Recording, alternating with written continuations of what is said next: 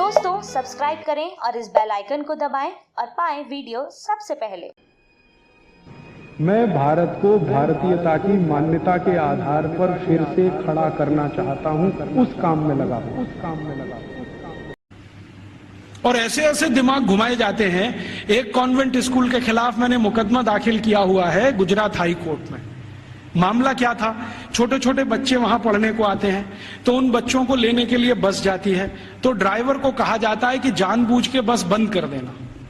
तो कभी भी वो ड्राइवर बस बंद कर देता है। फिर बच्चों को कहता है देखो बस खराब हो गई, तुम्हारे भगवान का नाम लो। तो बच्चे का नाम लेते हैं, हनुमान जी का, राम का, बस चालू नहीं होती। फिर वो कहता देखो तुम्हारे भगवान तो कमजोर हैं, ये तो चालू नहीं हो रही, अब ईसा मसीह का नाम लो।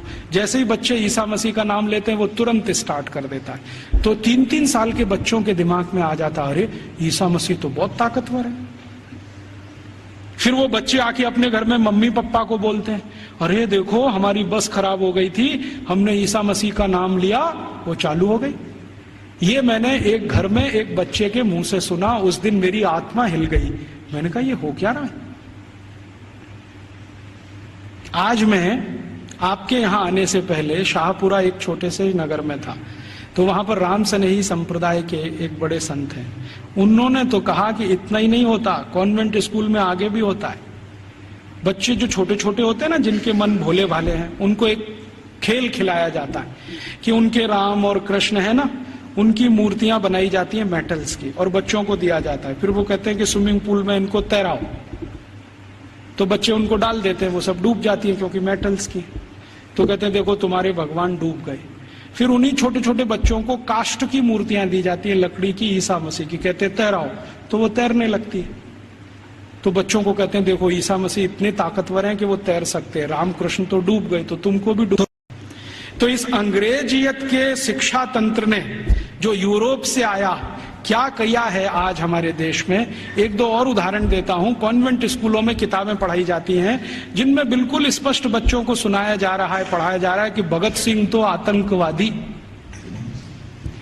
ऊधम सिंह तो आतंकवादी, चंद्रशेखर तो आतंकवादी और महाराजा रणजीत सिंह तो लुटेरे।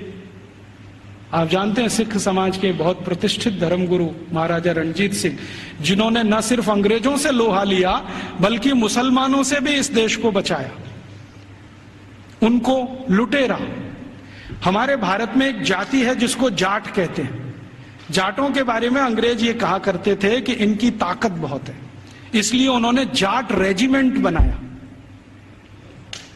आपको मालूम है जाट रेजिमेंट। ऐसे ही जाटों के पैरेलल महाराष्ट्र में है मराठा, वो भी एक तरह से जाट ही है, तो मराठा रेजिमेंट बनाया, जाट रेजिमेंट बनाया, क्योंकि इनमें ताकत बहुत है। इनका जो डीएनए है ना, बहुत स्पेशल किस्म का है। लड़ना, लड़ाना, मारना, मरना, उनको इसमें मजा आता है। कभी भी अपनी जान की परवाह नहीं करेंगे, हाँ किसी के लिए भी जान दे देंगे ऐसे लोग। तो जाटों को अंग्रेजों ने लिख मारा और कॉन्वेंट स्कूलों में पढ़ाया जा रहा है अंग्रेजों के जर खरीद गुलाम।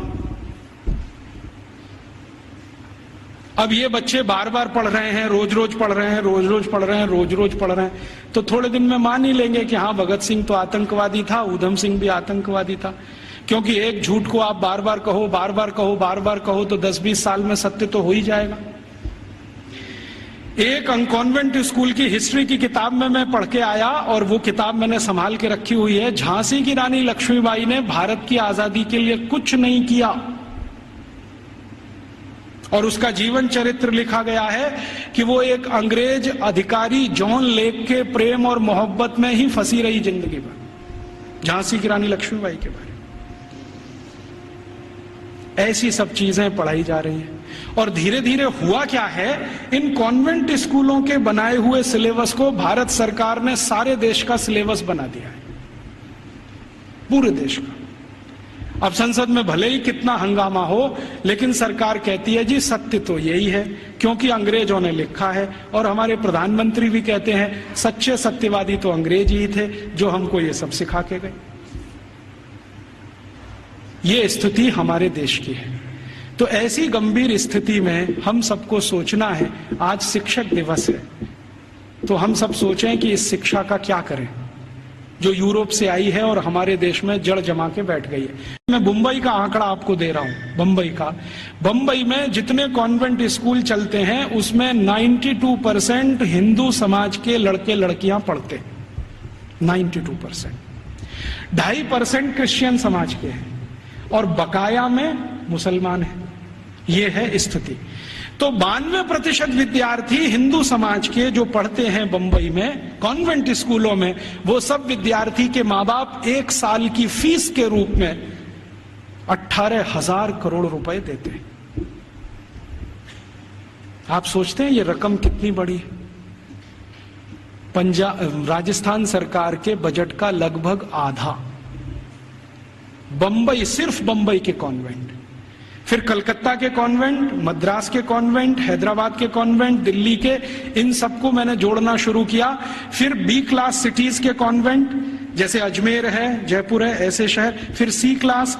कुल कॉन्वेंट स्कूलों में साल का भारतीय समाज के द्वारा 1 लाख करोड़ रुपए से ज्यादा का डोनेशन और फीस दी जा रही है। हमसे पैसा ले रहे हैं और हमारे ही बच्चों का दिमाग घुमा रहे हैं। मुझे बहुत कष्ट होता है आपको ये बताते हुए कि भारत में जो कॉन्वेंट स्कूल चल रहे हैं, आप जानते हैं इनके पास सबसे ज्यादा भूमि है भारत देश की। सरकार के बाद सबसे ज्यादा जमीन चर्च और उनके कॉन्वेंट स्कूलों के पास ही है। रेलवे से भी ज्यादा जमीन इनके पास है और हजारों हेक्टेयर जमीन 1-1 रुपए के लीज पर दी गई है। हजारों हेक्टेयर, 1 रुपए का लीज, 2 रुपए का लीज, माने साल में वो 1 ही रुपया देते हैं। हजारों एकड़ जमीन भारत की इस्तेमाल कर रहे हैं और उनकी मिल्कियत है। 1820 से अंग्रेजों की सरकार ने ये जमीन देना शुरू किया, 2006 तक ये आबाद गति से चालू है। हमारी ही जमीन है, हमारा ही पानी है, हमारे ही संसाधन है और हमारे ही बच्चों का दिमाग घुमा रहे हैं।